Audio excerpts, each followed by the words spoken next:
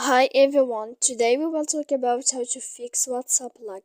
To know how to fix WhatsApp lag, you should just go to settings like this. We will click. After that, in this page, you will go to apps, default apps, app settings. When you will see this page, this list, you will go down to find the application of WhatsApp. And when you will see this page, you will click force stop. When you will end this, you will enter to storage.